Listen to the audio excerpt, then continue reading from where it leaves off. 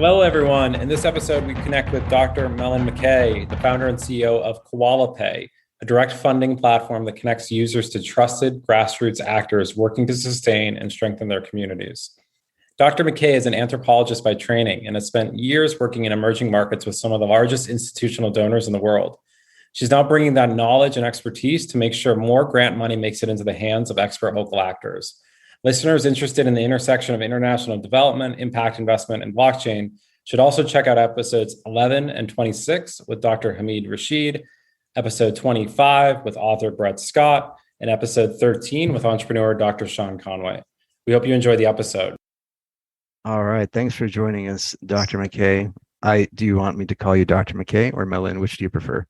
I normally let people call me Melyn Mckay, but if somebody I feel like really deserves it, I will ask them to call me doctor. So I think in this case, we can go with Melyn. Good. Because I didn't want to just jump in and assume a level of familiarity. You want to make sure that we respect your title. Thank you for joining us, Melyn. So first, how are things going? Yeah, going really well. I mean, as I think anyone who's working in the space can attest, it's been a very strange few months, but a period that I think is actually really necessary and ultimately will be really beneficial for everyone who has sort of genuine intentions to build something that's lasting and that benefits the larger sort of good will of humanity. So all in all, I think it's a healthy readjustment, but a readjustment nonetheless. Yeah, definitely. It's funny for, the bare winter to be happening in the hottest goddamn time of year here in Barcelona, where I'm sweating my damn face off. But yes, it is indeed still a winter. But hey, thanks for making the time to join us in the middle of, all the stuff you're working on, which we're going to get into on the pod here. So we like to start out usually by just asking our guests to give us their origin story if they have one, right? What is the sort of myth of Melyn? And, where did you start? How did you get to where you're at today? And pick whichever point you like to start at and let us know. Well, it's funny that you use the word origin story because I think the first tweet that we ever put out with CoalaPay was a link to the State of Humanitarian Funding report, which shows, of course, that humanitarian funding goes like less than 5% of it in total goes to local organizations. And I think the tweet comment was, "What's your origin story?" And I had actually wanted to say, "What's your villain origin story?" But then I thought better of it before tweeting it. But to be honest, I think my personal origin story is very much intertwined with that concept. I grew up in a very rural part of the United States in northern Utah. And I was not part of the majority population there. And so I experienced a very strange form of marginalization, which intersected with both issues of state coercion and misogyny, both of which have been really central to my academic and professional work ever since. So basically, I'm fascinated by the question, what makes people participate in and support movements and moments that are seemingly inimical to their own well-being? And not just support those things, but actively work at ensuring their underlying ideologies become totalizing in the environments that they inhabit. And I guess you could say I have a knee-jerk reaction to proselytizing of any kind, which is actually why it took me a while to come around on crypto, but we can get into that later. Oh, for sure. That makes a ton of sense, right? If you're coming out of, like you said, in these areas where people are trying to totalize their own ideologies and they're out in a marketplace of ideologies, then you're going to be very suspicious of those folks who come in and say, "Hey, right this way, we have Bitcoin as the answer. Have you considered it?" Exactly. This is the one true God. And I'm like, I've heard this pitch before. Yes. I believe I've heard this one. It came in various book forms, Bearded Man, etc. Cool. So you came up in northern Utah. You like you said, you experienced a degree of marginalization. Honestly, it's very interesting. Not what I expected. So super interesting. Not there's various forms of intersectional oppression that happens on all kinds of different axes around gender, race, etc. So this is one of those things you're like, oh yeah, actually, it turns out even in nice old Utah, things like that happen. So, well, the majority community is Mormon in Utah, and where I grew up, that was 90% or something of the population. And so it is a funny one when I say to people, in my high school, I was sort of considered part of the minority community because I wasn't Mormon, even though visibly I am a white cis woman. Like I'm waspy in every possible way. Maybe not really, but that's how I present to other people. And so it's just very funny that I was treated by the majority community in the way that I was. So it's an odd way to grow up for sure. And then that basically informed your experience that you ended up going to college, and then kind of walk us through your intellectual journey. Yeah. Well, I first started out in global public health. I was a global health corp fellow in Burundi, and I was placed in a Partners in Health associated clinic in an area which had seen a significant amount of violence. I think many people are completely unaware that the dynamics which played out in the Rwandan genocide also played out in Burundi next door. And I became really interested in both how contestations for control of nation states magnify, perpetuate, and create schisms and social cohesion, and that has a lasting impact on things like health access. But I also became really fixated with this question of how the international community responds to those schisms. Burundi was very inconvenient in that sense for the international response because the Hutus in Burundi in the end were the ones who came to power. And they came to power under a Kirundi and French-speaking former PE teacher with a penchant for tracksuits. And it really muddled the story that was being told for linguistic and other reasons. And Rwanda became what's called a donor darling country, whereas Burundi became a donor orphan country, despite the same factors having been at play really in the conflict. And so it became really clear to me that this intersection of the state and violence and international management of risk really informed basically every other human experience. So I started to look then at contestations of various regimes, especially non-state terrorism. I'm using ample air quotes here because yes, I can attest. Yeah, because all of these terms, I think you could dig into for a variety of reasons. But I think what I was really interested in was why women in particular might engage those strategies as a means of gaining access to various benefits, ranging from healthcare to physical protection, et cetera. And it was in Burundi that I first encountered the idea that women who may otherwise be prevented from participating or even existing in high status spaces might come to see forms of violence as a means of engaging in a kind of moral self-making, which was enabled by and within those spaces. And concretely, in the case of Burundi, rampant misogyny made it extremely difficult for women, especially rural women, to participate in religious leadership. And what that meant was that for many women, the only socially valued means they had of demonstrating their religious piety was encouraging their sons to go off to jihadi training camps. Wow, so interesting. Yeah. So after a few years of focus on that intersection of women and violence, not as victims of violence, which I think is really important, but as perpetrators of violence, I found that any conversation, and this will not surprise anyone, but any conversation which touched on Islam was just totally moribund by debates about the inherent, again, quotes, inherent violence of Islam. Yes. Or to quote Lulu Abu Lubud, do Muslim women really need saving? And I just found that those questions made it so that conversations in that space were just not really productive. And so after field placements in South Sudan, I was in Juba for a little bit before the latest civil war. I was in Lebanon working on the Syria response, and I came across the situation in Myanmar, Burma.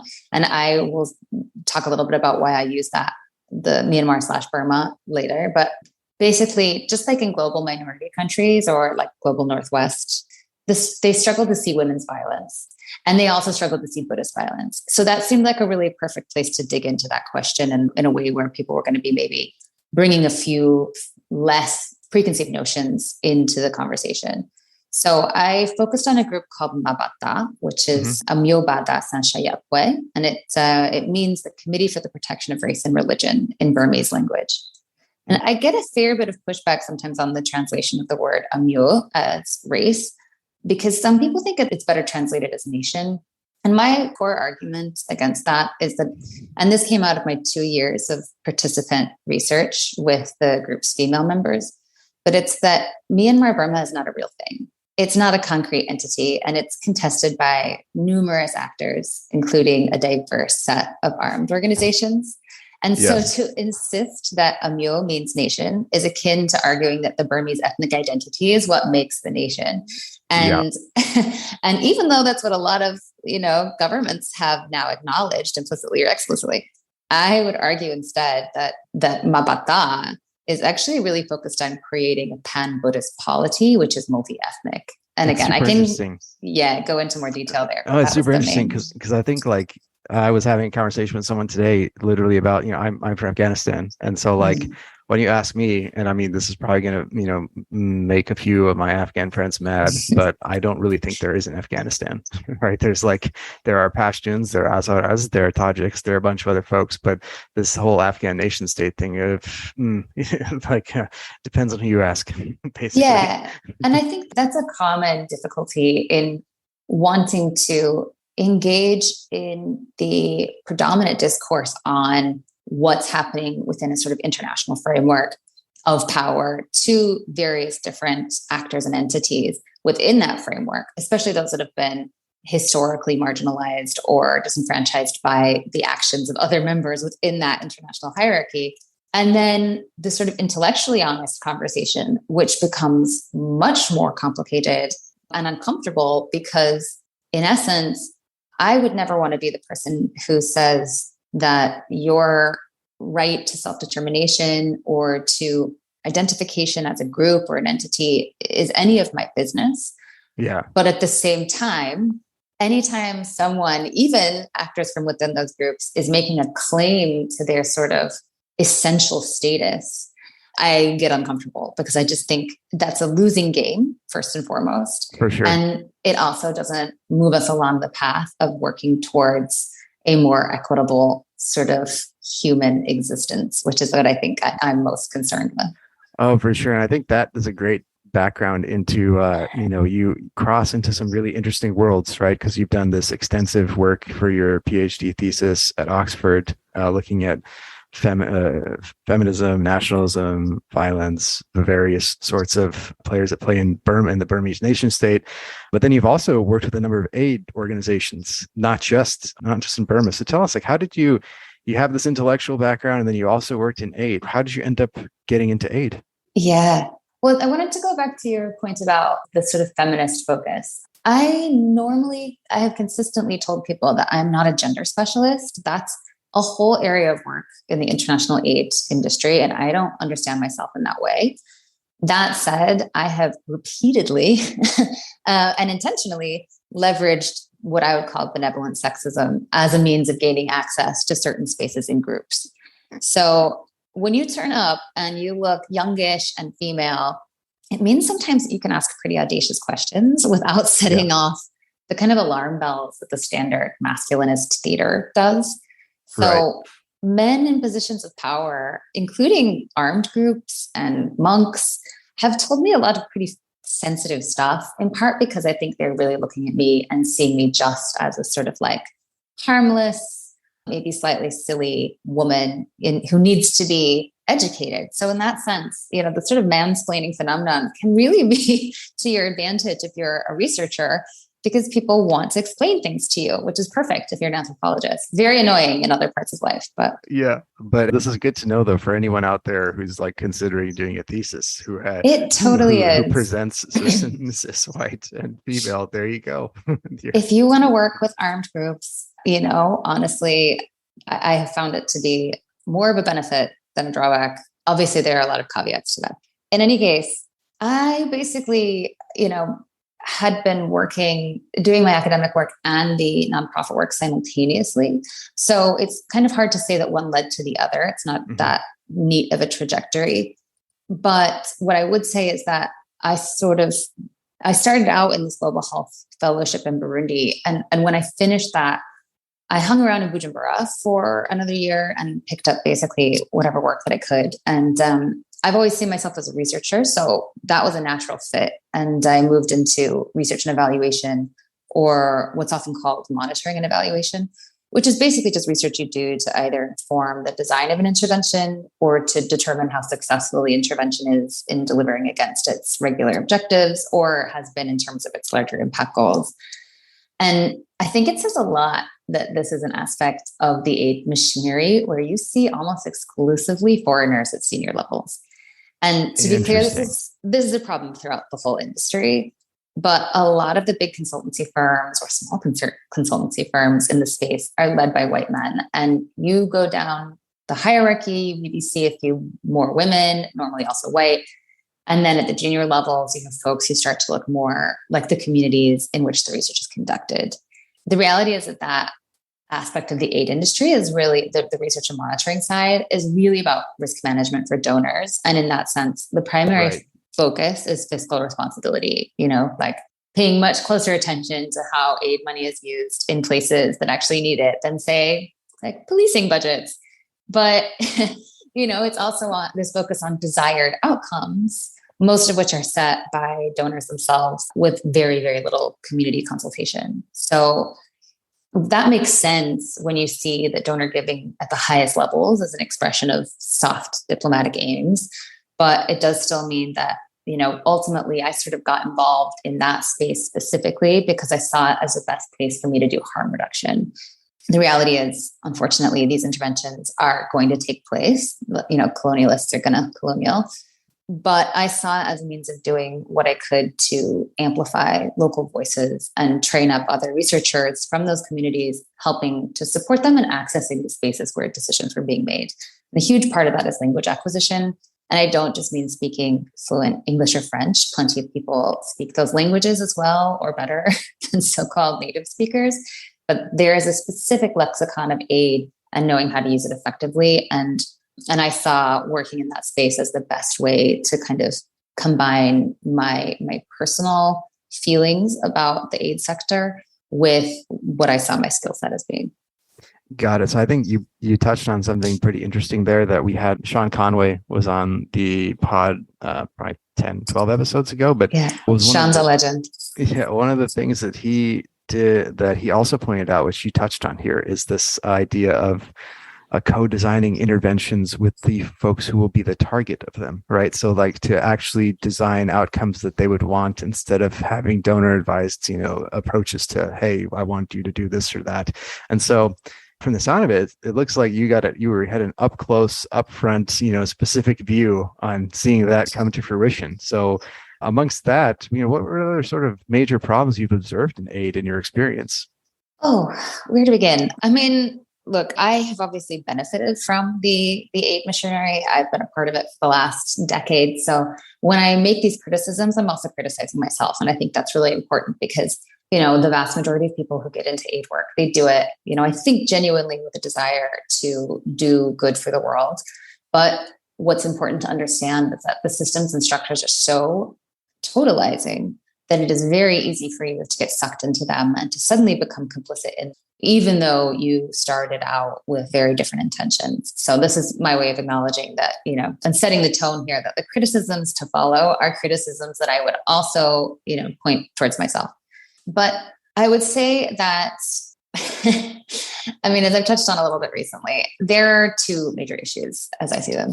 The first is that the agendas are set by global minority countries and their interests far more often than they are set by people from the global majority countries in which the activities take place. And as a result, whether or not funding continues or is extended in the first place is generally determined by a level of political will, which is so far removed from the people who are actually being affected by whatever the dynamics at play are. And it's also that the degree of success of existing programs is determined, as I said, by measurements that are set, metrics, which likely none of those receiving the aid actually consented to or had a part in dreaming up. And so what that means is that to keep receiving money, you have to become a donor service organization, not a community responsive organization. And that in turn means that the aid industry effectively cannibalizes the structures which emerge at the first level of social organization to, forcing them to professionalize in a very particular way so that they're better able to implement the global minorities agenda. So they're easier to work with for people who look like me, not because they're better at doing the job that needs to be done for their communities. And all of that makes it harder for them to then later safely identify, articulate, and advocate for community needs. So that's problem one. Problem two is that ecosystem has so many intermediaries, just so many intermediaries.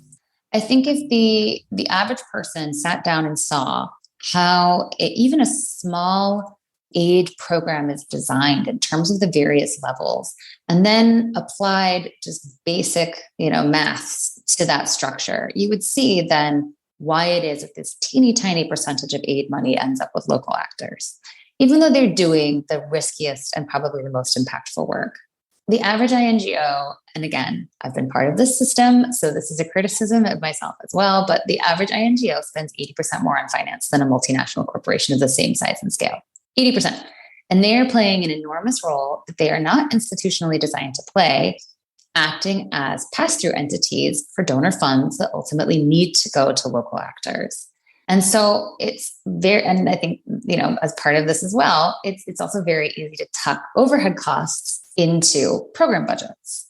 So a much better metric of efficiency is spending on aid activities. If you wanted to really see which INGOs, which programs were doing good work, you wouldn't look at the comparison of overhead spending to program spending. You would really want to look at the spending on activities, but you will really struggle to find that because not a lot of organizations want to publish that information.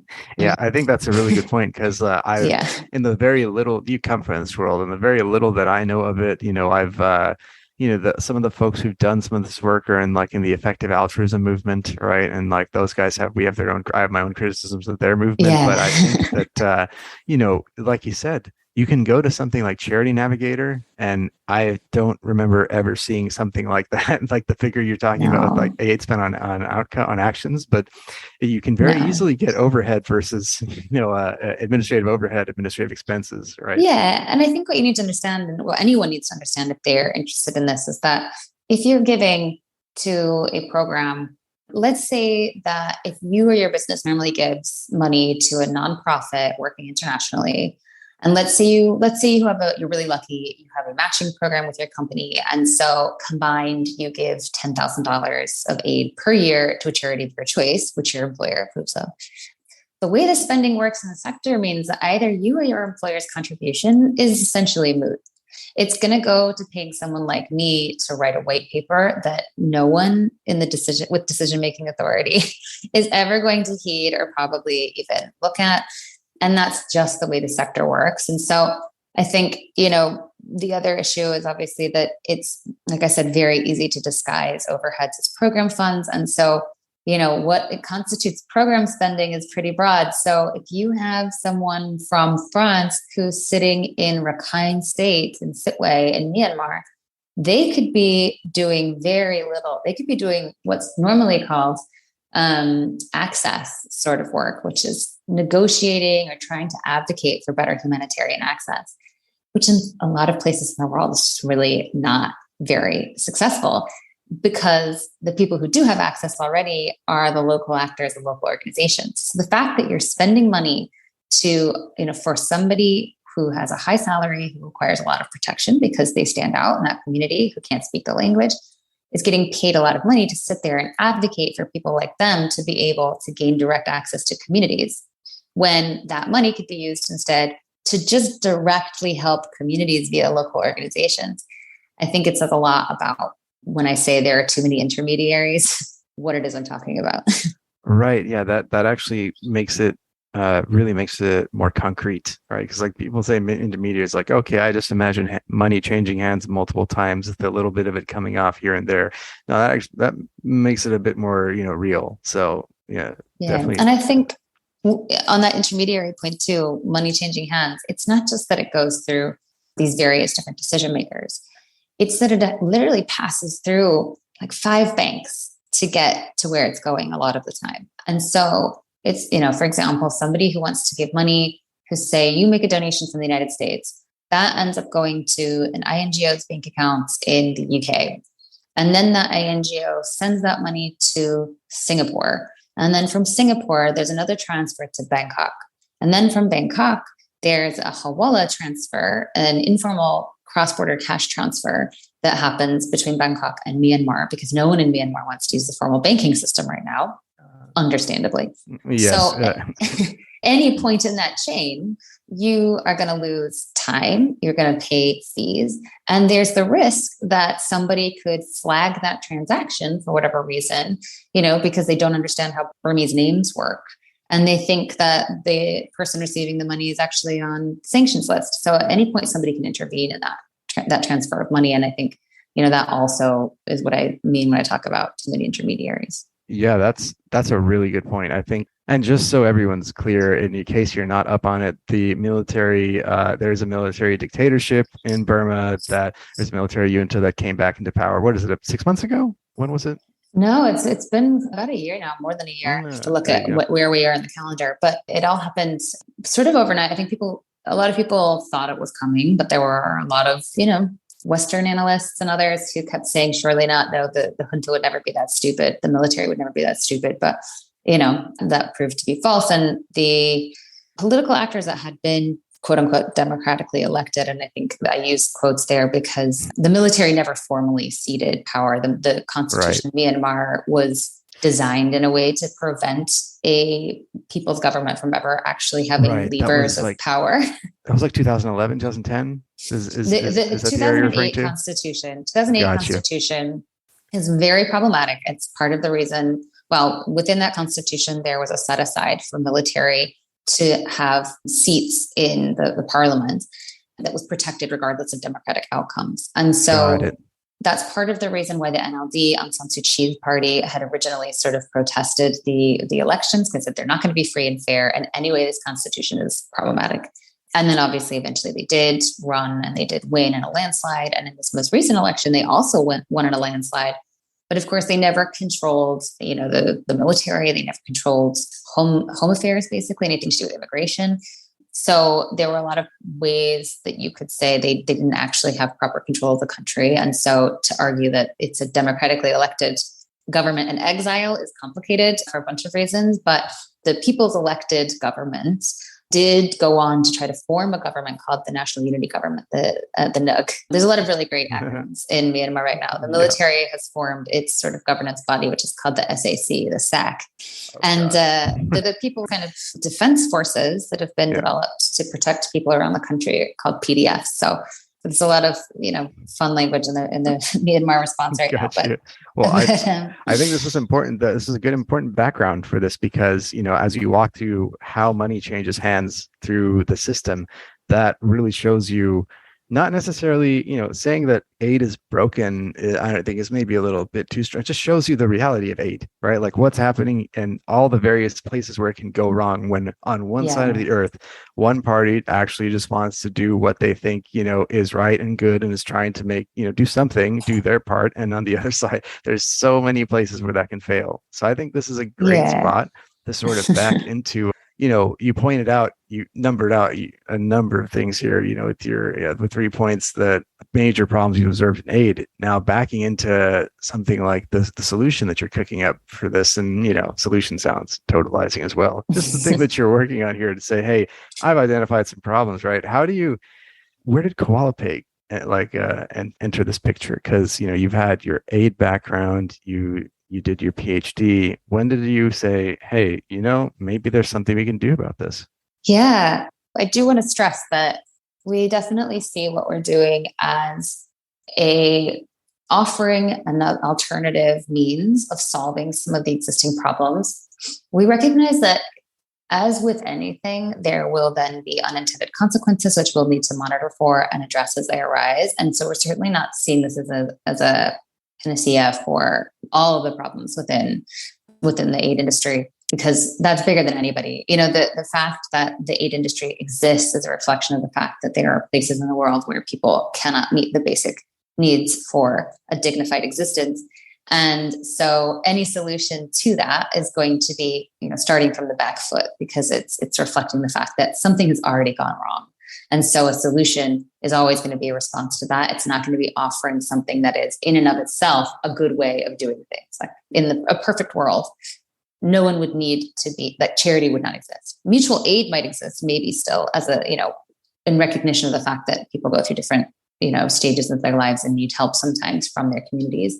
But the idea of charity is a kind of institutionalized thing that happens as a transfer of wealth between wealthy nations to less wealthy nations as a way to stabilize them or develop them. All of that would not be existent if we lived in the kind of world that we wish we lived in. So all of that is a long preamble to saying that what we're doing with CoalaPay is offering an alternative that we think helps to solve or to address some of these problems that I've seen over the course of my career, but that is in no way a complete solution to what is a much, much bigger problem. So I'll be honest, CoalaPay emerged as a means of solving my own pain points and grievances. But that's often how a lot of good ideas happen. Yeah. But I normally articulate those in terms of three main issues. The first being that the bi and multilateral donors struggle to directly contract grassroots actors because their compliance regimes often don't recognize non-registered actors. However, where governments or financial systems are corrupt or abusive, official registration and use of like fiat bank accounts in a country is dangerous, just flat out dangerous. I think that, you can really see this in the context of Myanmar. There was a big, big, big push by the international aid industry to get local aid actors to formally register under the NLD civilian government, Aung San Suu Kyi's government. And this was done as a way to make it, as I said, easier for these international actors to give grants directly, but also because it was, and I don't know if anyone would actually say this out loud, but I think that a big part of this, and a lot of the local aid actors I know have said that they saw this as the international community's attempt to legitimize the NLD and Aung San Suu Kyi's people's government or civilian government at that time. What that meant was that a lot of these actors had to formally register with the state in order to receive any funding. So then after the coup, the military had a list of all of these different actors, who was involved, where they were based, what they did, and how much money they were receiving, and their bank accounts. So, of course, then these local organizations were getting targeted. They had military guys turning up in their apartment blocks, terrorizing them in the middle of the night, all because they consented to, well, I think it was coerced for a lot of them. You can't hang money over people's heads and say that it's, voluntary. But because they got formally registered within this regime. And so I think that's, one of the things that we want to do is try to create a bridge between the compliance regimes of donor governments and the risk mitigation technologies that are being used by local actors to ensure that they can continue to deliver aid to their communities safely. So CoalaPay does that by creating a smart contracting and payments platform, which is fully transparent, but it's not bound to any one state or company. Yeah. I think that's a really important point too to make, because we've chatted about this quite a bit with some previous folks on the podcast as well. I'm reminded of Chris Goes at Anoma Network. They're building privacy shielded transactions, barter transactions essentially. But basically the barter system is not really the important part. The privacy shielding is interesting, right? Because a lot of the a lot of the stuff, the criticisms and stuff that are leveled at DeFi are often, oh, well, why would you want to have an anonymous transaction? I don't see that. Are you trying to do crimes? And it's like, yes, obviously there are a lot of crimes that can be aided and abetted by anonymous transactions, but there are real use cases here, like the one you just pointed out, right? Yeah. Exactly. And also, I don't know, I think that's a little bit of a red herring in the sense that whenever it comes up, I'm just kind of going, do you not live in the world? These things are happening in every system. There are bad actors in every system. That doesn't mean that there aren't a lot of good actors in the systems too. And so of course we try to come up with means of minimizing those risks.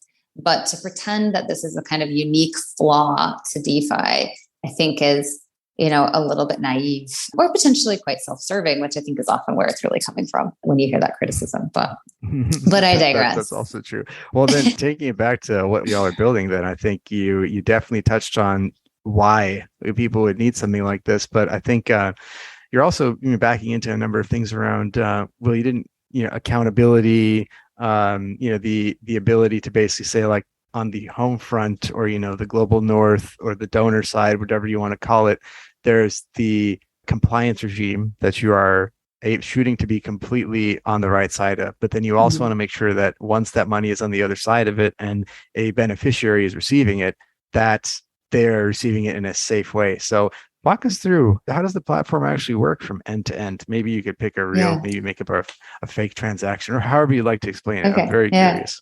Well, I wanted to go back just really quickly to the previous question, because a lot of our focus and what we're doing is on the donor level, right? And NGOs and all of that. But that's only sort of one piece of that puzzle. The second piece is around that sort of business and corporate social responsibility aspect. And my understanding of corporate social responsibility, because I know this is a weighted term that's contested by a lot of folks, is like more of a public-private partnerships concept. If you're working in a community, if you are creating value in a community, then that value should be redistributed, and that should be done in a way that is, in partnership with those local communities. So I'm going to use that term, even though I know that historically it's, contested in a lot of ways, but it's an easy way to talk about businesses trying to do good, right? Whether environmental or social. So businesses, I think, struggle to find opportunities for really local level impact because they lack sufficient in-country context a lot of the time. So they might know that they have a couple of, employees who work in that place, or that they, maybe have a factory in one location, and then they notice that something is going on and they want to respond, and they really don't know how to do it, where to send the money, who's a trusted actor, who's an effective actor.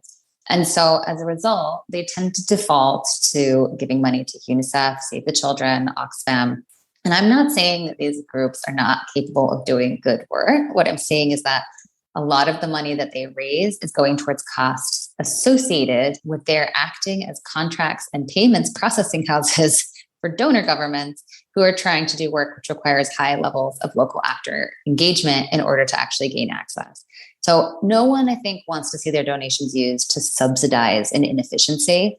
And that's what CoalaPay is trying to work at, is making it easier to find and fund those aid activities which align with the company's mission, vision, values, but in a more direct way.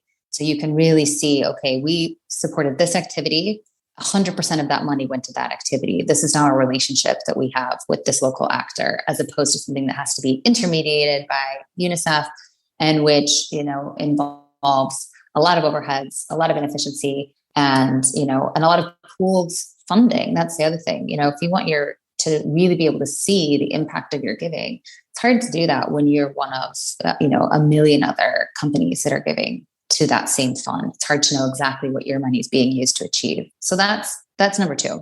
Oh, sorry. One second before you continue. I'm very interested in the local actor engagement side of this, right? So to some extent you have these, giant monoliths of charity who are, they're, like you said, they do what they do. They're doing good work, but it's about efficiency, right?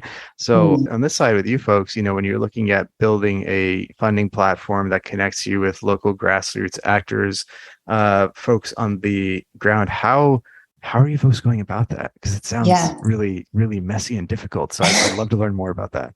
It is messy and difficult. And I think the important thing to say there is that we're focused on working with people who have a long experience in the communities, who are from those communities, and also recognizing that, just because somebody is, for example, Burmese, doesn't mean that they are the right person to advise on the best local actor in a rural community if they're from an urban community. In the same way that if you asked me, what should we do to help elevate Mormon women in Utah, I would not be the right person to ask that question of. So it is mind-boggling to me that we still use this kind of tokenization to say, okay, this person is, you're from that country, so you're now an expert on the whole country. I mean, that's madness, and it's bizarre to me that we do that. And also to clarify, we're talking about a different form of tokenization. Folks. We're not talking about token cap tables. Exactly. And so we work really with trusted networks of academics, researchers, aid workers who really know and are committed to the communities that we're working in, to identify those really strong local partners.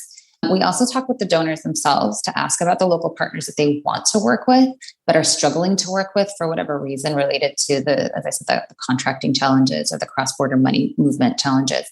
So if they have money that they have sort of earmarked for a local actor in a specific location, and they're trying to figure out the best way to move it without having to engage a larger INGO, then we can help them to move that money. So it's really about a sustained commitment to the places where we are working and working with people from those communities, including some really, really smart crypto kids. I keep saying crypto kids, they're not kids. They're, a range of, ages, but, people who are very savvy with the peer-to-peer exchanges in the communities where they're working. And normally when I say we're doing this in Myanmar, the first thing people will say is, well, but crypto is illegal in Myanmar.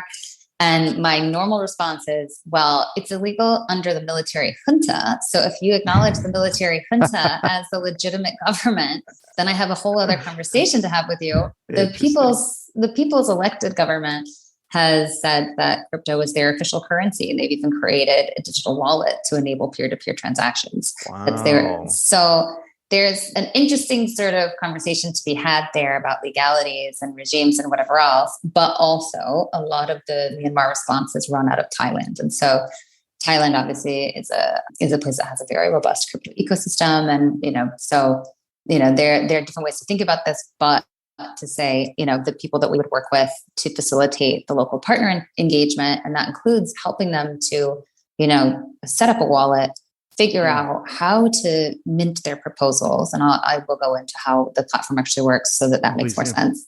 But also in how they manage the last mile aspect of their transactions. That's all done with a white glove service with crypto people who are consistently and constantly tracking the changes in how the markets are working in those areas. Because initially we thought about trying to program a singular service that we could automate. But the reality is things are changing too quickly on the ground for that to be productive. And it was just going to be better to have a kind of constant monitoring and community style approach to that. But So I guess so I'm hearing this and I think the model is really cool. And I've been taking notes, trying to kind of think through where the efficiency is happening with CoalaPay. And my experience in the space has been mostly it's kind of just like on the sidelines, following a diplomat around the world that was deploying money locally, and then subsequently working with some of these big primes who are the intermediaries that you talk about. And what I'm trying to understand, so for the past year, I worked on a platform to try to help the US government kind of reimagine its global healthcare supply chain, which is going up for this massive bid next year. And so all of the things that you're talking about are kind of dear to my heart. And so I guess what I'm trying to understand is how is this system going to be better than the primes? And I think what would be useful for me is if we broke it down into 4 different areas. The identification of local partners. So when I think of how local partners are actually identified on the ground today, I think of the fact that there's, let's take the biggest aid agency in the world, like USAID. There's missions all around the world. They have staff on hand. So, that would be kind of one area that I'd be interested in. Then identification of capacity builders, right? So it's so you've done research for FHI 360, or how do the other primes actually attract and recruit talent? They're increasingly moving to machine learning to do a lot of this work. And so I'm interested to better understand how you think about kind of the knowledge set and skills and how to identify local actors that can actually do the capacity building with local partners. I think the third area is compliance, right? So when I think of from a compliance perspective, the way that these primes are now moving, they're now moving to kind of instantaneous integration with all of the different databases around the world for known terrorists, known money launderers. And then the fourth is financial transfers. And so you mentioned kind of this hop of 5 different hops to get to money from the US or the UK to Myanmar. And my understanding is one of the benefits of kind of having these large primes is that they actually have regional subsidiaries. And so there's only really one hop and then it goes.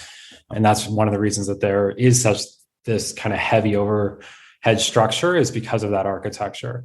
So I'd be interested if get into the details on the business model of CoalaPay and where exactly the efficiency is happening here. Yeah.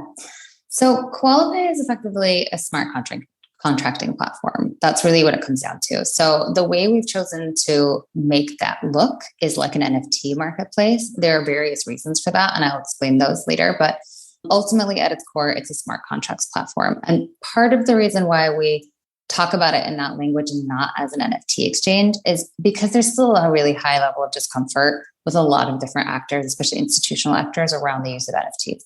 So, and then that has to do with the kind of speculative use of them in so many other ways. That's done a lot of harm to the ability to talk about the kind of underlying technology behind them.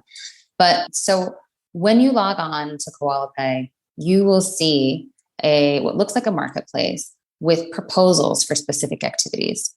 And those proposals will say the number of beneficiaries, the type of sector that it's in. So is it an education project? Is it a livelihoods project? Is it environmental response? So you can kind of see, and you can search by those different, let's call them verticals. And then it'll also specify how long they think they need to implement that activity and the sort of costs associated. That, if you were to buy that, you would be funding the activities outlined in that proposal. When you're in that platform, you will only ever see local proposals that have been put forward by local actors who have gone through a rigorous due diligence and vetting system, which is the same as you said, the sort of access to the kind of common questions related to sanctions lists, counterterrorism, but which also goes a step further and includes a community consultation element. So a local actor to be included in CoalaPay needs to have some level of recognition and support buy-in from the communities in which they purport to carry out their activities. So the ideal there is that when you find this activity, you fund this activity, it's a relationship now that's created between you and that actor. And the money is moving from your wallet to their wallet. So it's a singular transaction. At that point, they're in a position to make decisions about how best to move the money ultimately to their beneficiaries. So if they're living and working in a country where they can do direct wallet transfers and they can set up their beneficiaries with their own wallets, then that's something they could do. If they need to withdraw the money into fiat in a place like Thailand and then use their trusted networks or their existing sort of means to get that money to their beneficiaries, and that's something they can do. So it gives them a little bit more flexibility while still enabling us to come back to donors and say, if you want to see where this money has gone, you can do a chain analysis and see the movement of how any transactions that have happened after that initial movement of cash, movement of money from buyer to seller. In terms of identification of local partners, you're totally right that there are the large primes who do have regional offices and presence. I can tell you, coming from the other side of that I've been on a number of calls with primes who come to me and say, can you help us identify the right, local staff and partners in these countries? So, that whole ecosystem in terms of identification, yes, they may have a presence there. It doesn't always mean that they're the most tapped into who's actually providing services closest to communities. And again, the actors that they're going to feel most comfortable working with are the actors who have designed themselves to be visible and easily accessible to their needs. So they're going to have, in a place like Myanmar, English-speaking M&E staff. They're going to have an enormous finance team to be able to do the amount of financial reporting that's required by those kinds of large consortium projects, all of which makes it really hard for certain local actors to engage. And a lot of them simply won't because of that. And in terms of, identifying the right people to be doing capacity development, what we're really looking for in a place like, let's say, the Myanmar, Thailand response, are people who are from those communities, who are already working in things like digital education, digital safety and security, cyber, general kind of like cyber personal safety, digital rights, people who have those kinds of profiles who are now also doing a lot of work in the crypto space. Those are the people who are going to be working hands-on with the local communities. And all of that supplemented by support from other members of the team. So it's really a network of networks approach, which is something that's not uncommon within the aid sector, but with the focus being on going that 100% of the program money, in the sense of what's articulated in that NFT, goes to the local partner. The ancillary services that sort of surround that and make it as successful as possible are funded through another mechanism. Okay. Yeah, it makes sense. I mean, I think like the discovery of local partners seems to be the biggest challenge in this space. And the question is, what's the business model around that can embed in the compliance risk at scale, right? Because and this is why you have, I forget what the number is, but maybe 6% of USAID dollars go to local partners, and Samantha Power wants to get it up to 25% over the course of the next 4 years. And that seems almost impossible. She's also walked that back from the original goal, which was 30%. So, but I think like you talk to the CEOs of the primes, these are not dumb people. They're very smart people that are thinking about this problem, and they're trying to think about like how to solve it, because there's a lot of money in it, and the US government is their client first and foremost. And so they know that the US government actually wants this to some extent. And so I guess like the question that I would kind of push on if I were an investor and this would be to say, okay, how are you going to do discovery in a way that's better than these really well-funded organizations that have been on the ground for a number of years? And then the second question I would ask is the way that the State Department sets up its overseas kind of project managers in USAID. USAID used to be separate, and I'm sure you know this, and now it's part of the State Department. But you're not allowed to stay in a region for 2 to 4 years, right? Because of corruption risk. You actually, through building the local relationships, you're statistically more likely to use those local relationships in a corrupt way. And so, like, I think like this is, and that's why you move diplomats around the world, because there was analysis kind of done on that. So I'm smiling because I think there's a real strong argument for that analysis being a handy way to justify what is also a longstanding policy of moving people around so they don't become too un-American. I mean, there used to be a whole fear that if you let people stay in one place for too long, then they would start to affiliate more with a single place than their country of origin. And that was the risk factor. So I haven't seen that. Everyone who goes into the Foreign Service becomes un-American, right? Like you compare someone who's done 2 or 3 tours to the average person from Iowa, and like you're not the same creature anymore, you know? Yeah. So. Yes. I would be hesitant to put too much credence in that line of argumentation for why they move people around. But, and that's true. If we were doing this in a way, we would be doing similar dynamics. If we were doing this in a way that meant that like our model was dependent on sending a white kid out to each of these different places, because we can only work comfortably with people that look like us, or that look like me, or that look like the majority of donors. But that is not our model, and very intentionally so. And I would say that is, one of the challenges of these large consortiums. And you're right, there are a lot of really smart people trying to fix this problem and who are thinking about how to fix this problem. The systems and the structures are so big. And at some point, those systems become self-sustaining. And the people who are in them and who are profiting off of them have very little incentive to downsize their staff, like having a large presence in a place, physical presence in a place, means that you have to consistently go for that funding.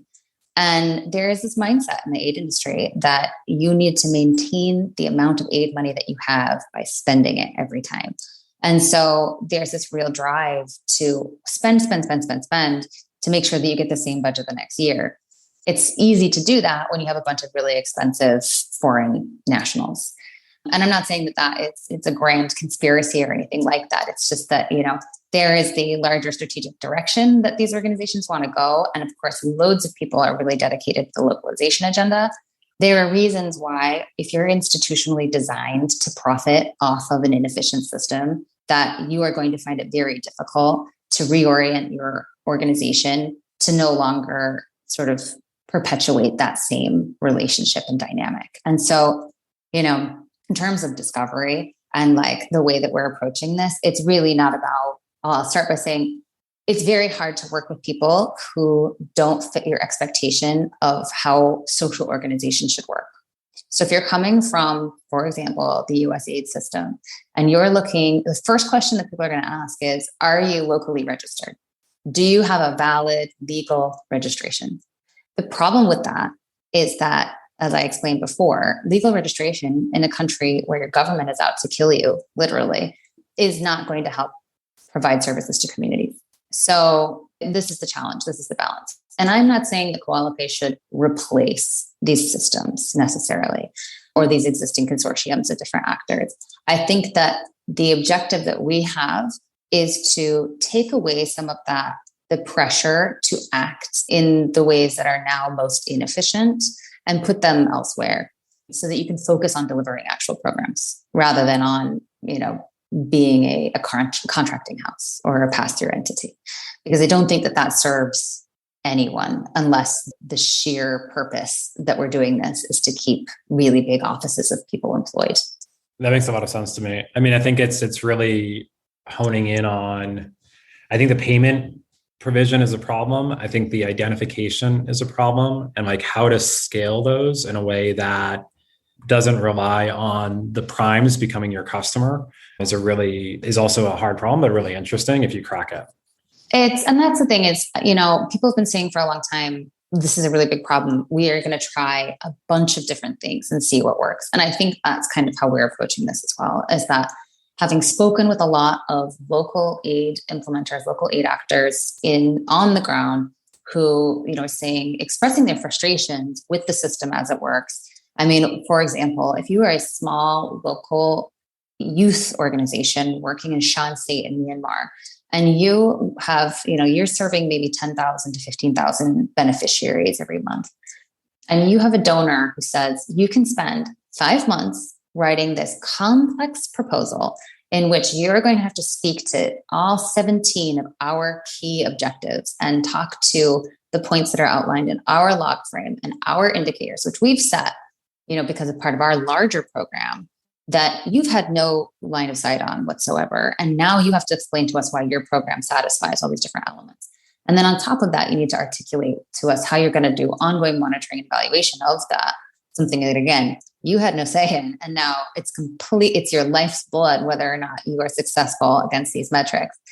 And on top of that, you're going to have to hire an entirely new financial coordinator to process the documents and the contracts and the various reporting things that we have that are unique to us.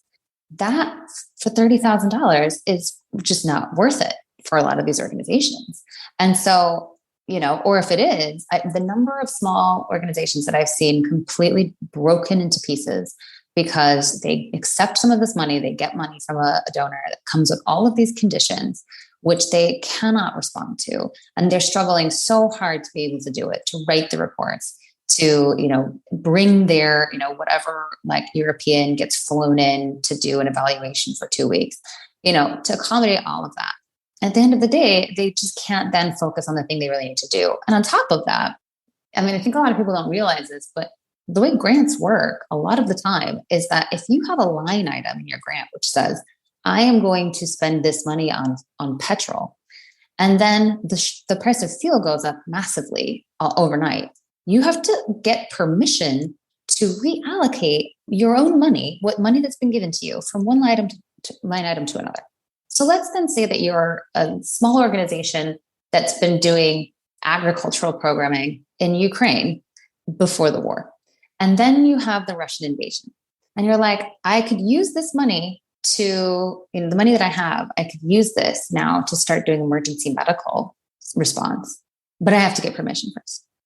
And that whole thing there are a ton of reasons why that's problematic. And so the way that we focus is not on sort of saying we're going to fund local organizations that do projects that we think are important. So there's not going to be a process of saying, we have this great big CoalaPay education program, and here are the different local organizations that are, contributing to one aspect of that program.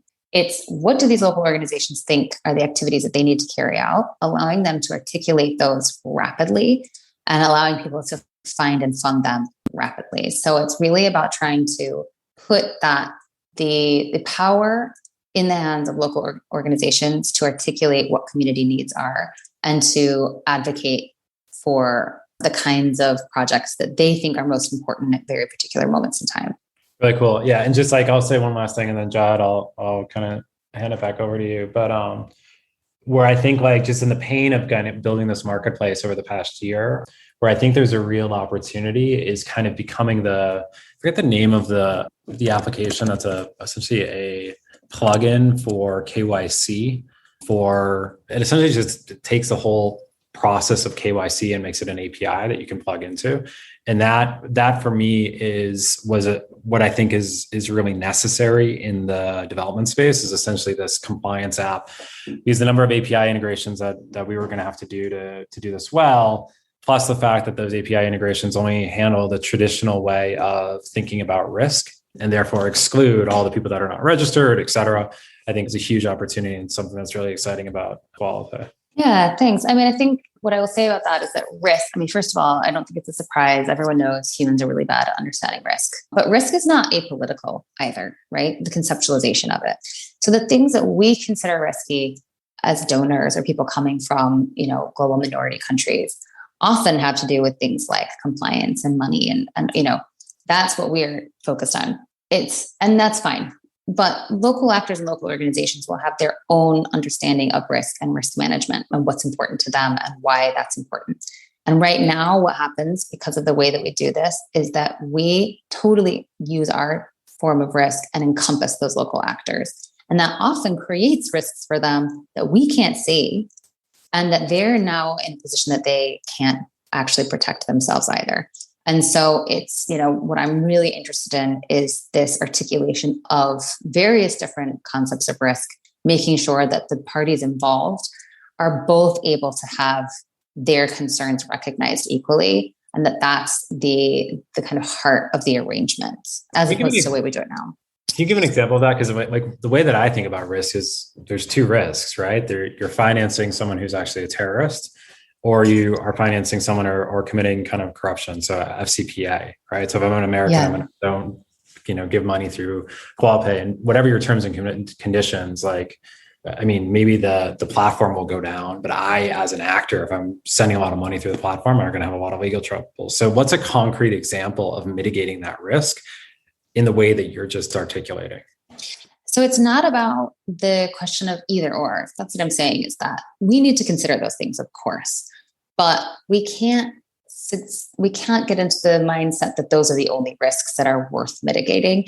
And I think what happens now is this subcontracting process in the international aid industry subcontracts a lot of physical risk down to the local actors who are actually the ones on the ground doing the activities. And you see this consistently in terms of things like access. You'll see that, a large INGO can't access an area because it's determined to be unsafe for people to access that area, or because they're worried that if they can't uphold the sort of standard do no harm principles if they go into that place.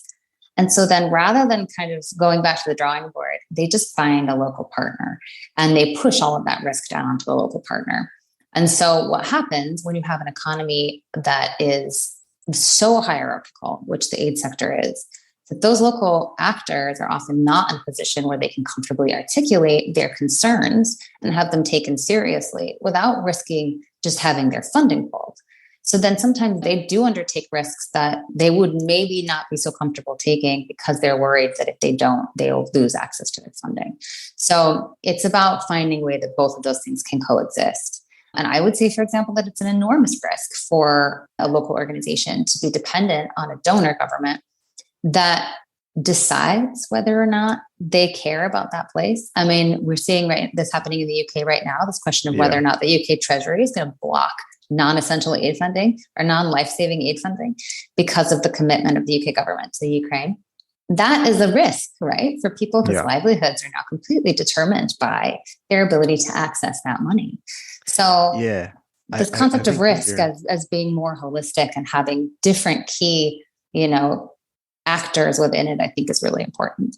Yeah, and I think you nail it there, and it's more of a yes and, right? Because the two risks that Martin are pointing out from the donor side are things that your platform will have to control anyway. Otherwise, all the governments you're a big target for them, obviously, because you'd be like, oh, this is just a terrorism funding platform or whatever. Right? Exactly. But really, you're really arguing for a much more expansive definition of risk, right? So, and I think it's really, really cool because at the other end of it, you're basically saying that you'll be able to at least say, yes, we can cover all of the compliance risks that we need to. We are also going to make sure that we can use, whatever technologies we need to, whatever informal networks we build to ensure that privacy and other concerns on the last mile are covered as well, because we consider those risks too. Exactly. It's a bit of a more sort of a broader definition. And that's very intentional. It's not just because, we think that this is essential to being able to get money into these countries. What we really want to push for is this understanding that these systems, we should move towards treating the movement of international aid money so that it feels more like mutual aid than like charity. It shouldn't be something that comes because we say, oh, well, we deign to give you this money. But you have to earn it by doing all the things we want you to do. It should be something that builds relationships between individuals and between the nation states that they live in, however you want to articulate that. And the first step in recognizing that agency of local actors is letting them determine what it is they think needs to happen in their communities and giving them a platform where that's the front and center what it is that you see when you log in. So you don't log into CoalaPay and see, here are, the GEFA countries this year and what the US government thinks should happen there. You see this local actor in this place says that they need to do this program. And that, I think, is a helpful way, just even visually, to start. And again, not a solution, but a step on the path towards a better way of doing things. It is a step towards making those perspectives more visible to a broader range of people who are interested in helping to build stronger, more resilient communities. Yeah. And I think one last thing on that, to the extent that it's kind of so much of the aid industry is reactive, right? So there's a flood in Pakistan and now a bunch of money just flows to Pakistan. And so identifying, kind of layering on top geopolitical and climate risk and using some of the third-party data sources today that have that information and can project out risk over kind of years or decade-long periods now, and then tapping into those communities and figuring out, okay, how do we build resilience into these communities? What are the projects that actually need to be funded here in advance? Getting them listed on the platform, building liquidity around that resilience, and then connecting those communities to the diaspora could also be a way of kind of parallel track to not having to even go through the traditional development aid industry. Yeah. Which you see happen, but it all goes through American Red Cross or through all these guys today, right? When it happens and it's all reactive. Yeah. I mean, actually what really happens is that a bunch of money goes to American Red Cross and then it goes to a bunch of local aid actors who respond as quickly as possible a lot of the time, or the local, Red Cross branch in that country. So there are definitely ways that we can think about identifying where there should be priorities that we can all agree on. And one of the things that we want to have within CoalaPay is a library of data and information that's available to everyone who's involved in the platform so that you can see some of those projections. But again, I really want to emphasize that no one is better placed to know what their community needs in that moment than a local actor. And so we can definitely be thinking about, education, and there's a large amount of donor education that goes into this. And that's why we're, planning resources around that. But the idea that we can just find a better system by which to mobilize our money, quote unquote, to go to these local community actors, and that we could come up with some sort of AI system that might do that, or pull in this data or that data. All of that can and should still happen. But ultimately, the perspective that we're putting forward is that no one is better placed to determine the needs of their communities than these community actors. And they can do that with our platform in a very quick way. Because like you said, there's a flood in Pakistan, people rush to want to respond to that. There are those kinds of events happening all over the world. And so, the things that get media play are not necessarily always, the things that actually potentially have opportunities where we could best support communities or where the need is most grave. So what we really want to do is create a means by which, if you're a person who lives, in Brooklyn, or who lives in San Francisco or in Paris or whatever, that you can log on to this marketplace and see the kinds of things that local communities are putting forward. If you say, okay, I heard there was something that happened on the news in Pakistan, and I open, and I search for things that are being proposed in Pakistan, and I can see, okay, there are, organizations that normally focus on education are putting forward proposals for work that they want to do on flood relief. You can sort of see how communities are automatically responding to things that happen and what it is that they're putting forward, as opposed to having to wait for an algorithm or a diplomat to say, okay, we've decided now that we want this to happen. Now we have to mobilize a prime. Now we have to mobilize the various sort of architecture of like international partners under that umbrella. And then they'll have to mobilize the local partners and all of that. The question you bring up about liquidity is a really interesting one because, you know, there have been some models that are similar to what we want to do, but where they've used staking, I am very hesitant about that. I think they had a lot of Terra exposure. I'm not sure, but, and, you know, so I think there's a lot to dig into there. The way that we think about liquidity is we think about core funding to local organizations. So the sort of third pain point that we're trying to solve with CoalaPay is specifically focused on the Web3 sort of sector. And one of the things that we're working towards, and we do now have our first third-party partner, which is an NFT exchange based out of the UK, that will be putting a kind of roundup feature or a donate to feature that will go into a fund that and then eventually will be used as core funding for the various participants in the platform. And so that'll be both the local organizations, and that's core funding. So it's unearmarked. It's saying, we think that, you know, we're going to give you this money so that you can just develop the things that you think are important. Maybe you want to do training for your staff. Maybe you know, want to do a project that you don't think anyone's ever going to pay for, but you think it's really important. It's core funding, which they could also use to just sit as an emergency fund to mobilize as a kind of quick response if and when they needed to. But if you're a donor to the platform, if you've bought an NFT on the platform, then that would come as sort of a matching fund that you could use to either double down on existing investments, you know, things that you're funding, or, you know, to add to your portfolio things that you want to fund. So it's a way to kind of reward people with a shared value that's created. I think that's one of the things that we want to demonstrate, is that you can use as something that is socially and environmentally conscious in terms of how you want to do it, and that creates value, builds value for everybody who's involved in that. But that value and the way we think about how it's redistributed is different than maybe a kind of traditional free market approach. Yeah, it makes a lot of sense. And then the last thing I was going to say, and then Jahed, I promise I'll hand it back over to you, is that kind of the governance aspect of this. I've been working kind of with, and so in some of these multi-sided marketplaces, that over time as they scale and the liquidity problem is solved and the cost of acquisition comes down through organic search, the taxonomy of search, when you give governance rights to, like, one of the kind of biggest areas of debate within these organizations where governance rights has been devolved to the value creating stakeholder. So in this case, the value creating stakeholder is the local provider or the local expert or the local advisor. They really care about both the taxonomy and how search happens on the platform, right? And so thinking through, okay, we need to develop this taxonomy because people need to know, how are they going to search, right? Are they going to search for flooding in Pakistan? Are they going to search for these other things? But then having that feedback loop where the control over that taxonomy leads to all the dynamics that are required in these multi-sided marketplaces, but at the same time affords for feedback from the community to actually influence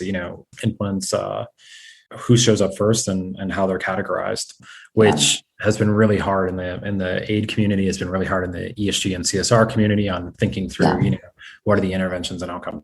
Yeah, you're right. I mean, it's a challenge. I think one of the additional challenges that we're thinking through is that because we do have this round up, donate to function, one of the elements of that is that when you get to the page where you get to say, okay, yes, I want to donate, is that you will be able to determine or to say where you want that to go. If you want that to go specifically to education funds, or you want that to go to environmental funds, or you want that to go to health. And so we do have to come up with certain terms that are going to be broad enough that they enable that, because on the back end, what you'll end up with is a dashboard of the impact that's attached to your wallet. If you've given on any of these third-party platforms, it'll track your cumulative impact over time. So it needs to be broad enough that we can do that while maintaining a level of granularity that's meaningful to users. At the same time, the way that a local partner understands what is health might be very different from the way that somebody in the international aid sector does. And again, this is where, and this is not to say that it's right or wrong necessarily. I obviously have a perspective on this, but the CoalaPay perspective on this is that if a local actor says this is health, it's health. And it's not our job to police their understanding of that term. So that's something that you'll need to know if you get into the CoalaPay ecosystem, is that first and foremost, sort of decisions about what means what are coming from and accommodating to local actors. And that is a different approach. And there will be some donors, we're totally aware that that will be off-putting for some donors.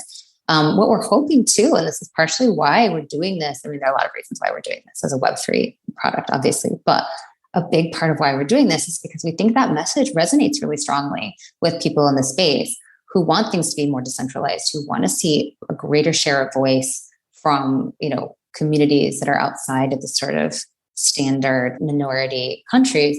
And so we think that there's also an opportunity here for folks within the Web3 space to take a leadership position and to start moving on something like this, which then kind of creates track record that will be helpful in showcasing that these kinds of things can work and that there are benefits to taking this approach in terms of efficacy and outcome.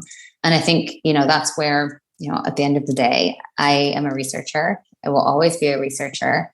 And, the fact that I did start out my career doing monitoring and evaluation and designing sort of systems to enable adaptive management and impact evaluation, I'm going to be tracking this throughout our various iterations as we build to see where we can improve, how we can make things better.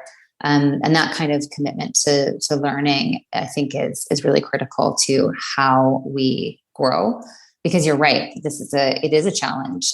And anything that involves trying to govern people living in different places, govern together with, and as a part of, requires a lot of coordination and overcoming challenges that maybe haven't even been anticipated. But I think I would rather be part of a complicated system of governance in which I am an equal member to other people with whom I'm working than being part of a governance structure in which I am responsible for making decisions for other people.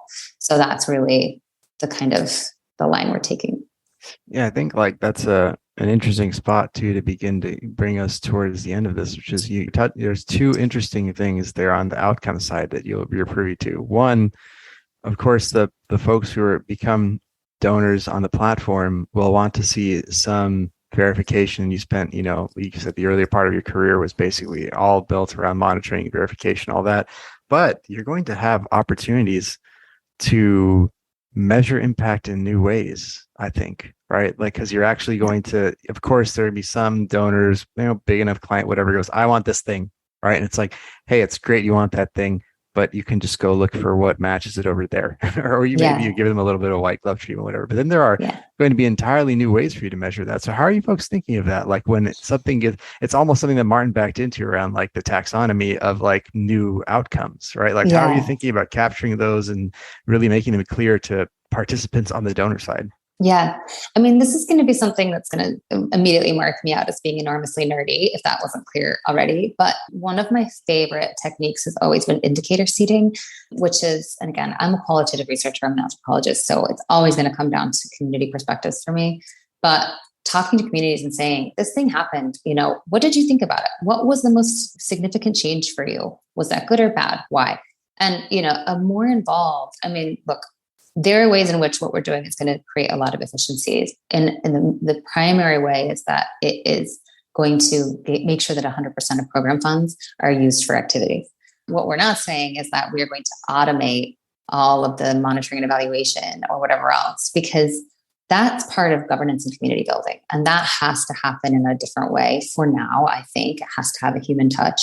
And so, seeing and hearing from communities what it was that they valued from the local partners, what it was that they valued, what they found complicated and difficult, and keeping everything really transparent in that library that we want to put together is a big part of our approach here. So I'm really excited to see what's going to come out from, unexpected, hopefully positive, unexpected outcomes. But in general, kind of commitment to thinking about impact in a different way, I think is what's really exciting to me. What I will say is that, obviously, we're cognizant of the space that we're working in. So we are going to offer people who buy these NFTs, fund these activities, a means of doing an assessment of, whether or not the activity took place, how communities responded to it. Did they, were they satisfied with it? And more complex systems of monitoring and evaluation.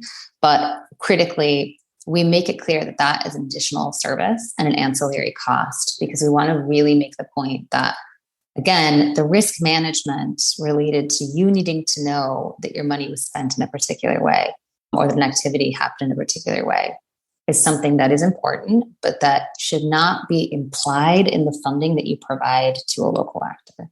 So you can definitely have it, but you have to, allocate sufficient budget to it. Got it. Well, I think that's a good spot. I'm super excited to see where you end up with this, especially on this, interesting opportunity to really integrate new, really fluid, and ultimately, I hope, concrete and real measurements of impact. Right? Yeah. Other than just being maybe a few hundred lines in a spreadsheet that are rolled up, across whatever analyst ends up looking at them. So that's awesome. Thanks for your time today. I think the last thing we'd say is take a couple seconds to chill and let folks know where to find you, because you're building a Web3 platform. So I'm going to use shill with you. This is our parlance. Cool. Yeah. Well, first, thanks so much for having me. I feel like every time I talk to people about what we want to do, it's always really helpful to, hear the kinds of questions that people have and the things that the platform immediately makes them think of. It's different for different audiences. So it's always good to have those conversations. In terms of shilling, we are in the process now of raising for our MVP. So if you are someone who's interested in what we're doing, please get in touch. We'd love to hear from you. If you're someone who wants to follow what we're doing, we do have a Twitter handle. We've been a little bit on stealth so far, so there's not a lot there, but it will be more soon. So if you want to go and follow us over at CoalaPay.org and our Twitter handle, then we would be happy to have you, and it will motivate us to be more active in those spaces. So please do put that pressure on us.